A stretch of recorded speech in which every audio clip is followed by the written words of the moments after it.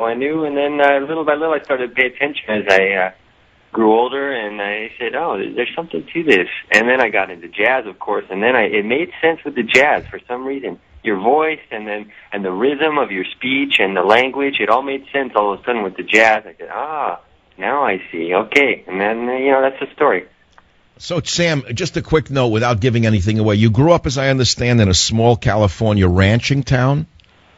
Yeah, it's a small agricultural town in Central California. Oh, that's very unusual because one would say, how does a guy like that become a saxophone player in Los Angeles playing nightclubs? I mean, because someone saw you, they'd say, he's a hipster. Would you identify? I mean, that's how they would identify you in the broad stroke. Is that correct? I don't know about me, because that comes with a certain way of speaking and dress, which I don't have either. I came to L.A. to actually study music, but also I was in a medical program in college, studying to be go to medical school, and then I quickly left that after I saw what was going on. You better not tell Obama that, because he's liable to put out something called Music Care, where he takes over the music industry. He says, everyone's entitled to music, and it's unfair for some people to get music and some not to get music. So we're creating Music Care, and we'll be disseminating music across the nation run out of the White House. Unfortunately, our website won't be ready until the year 2053. So, Sam, you make your living now by performing in small jazz clubs around L.A., is that correct? Yeah, in L.A. I also tour. I've played in Europe, Japan. I tour as well. So yeah. All right, but when look, Sam, I'm not just blowing smoke. When I heard your music, you don't know if a person's going to be good or bad. And when I got your tapes, I said I'm afraid to listen to them because I was afraid of being disappointed. But you are really at the top of the rung here. Are you classically trained in music? Not really. I'm mostly self-taught because I grew up in a small town, but I had the best teachers. I had records. My dad he's not a musician, but he's an aficionado, and he turned me on to Lester Young, Coltrane, Miles Davis. I mean, all of the greats, like when he saw that I was interested, he never pushed on me, but when he saw that I was interested, he said, you're interested? Check these guys out. And I said, whoa, okay, there it is. But Sam, how did you capture these little things in this book? What was the process? What did you do to grab these radio poems?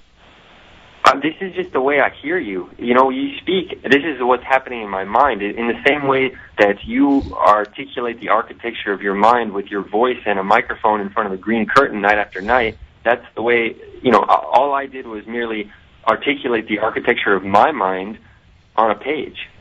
Simple as that. So, I can... But are all of these words my words, or did you change them? All your words.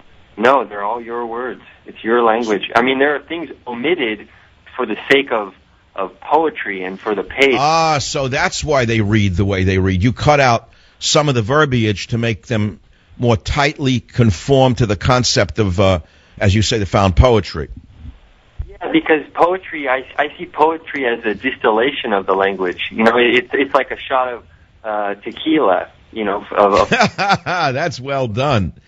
That's well done. That's well done. Distillation. Poetry is the distillation of language. I like that.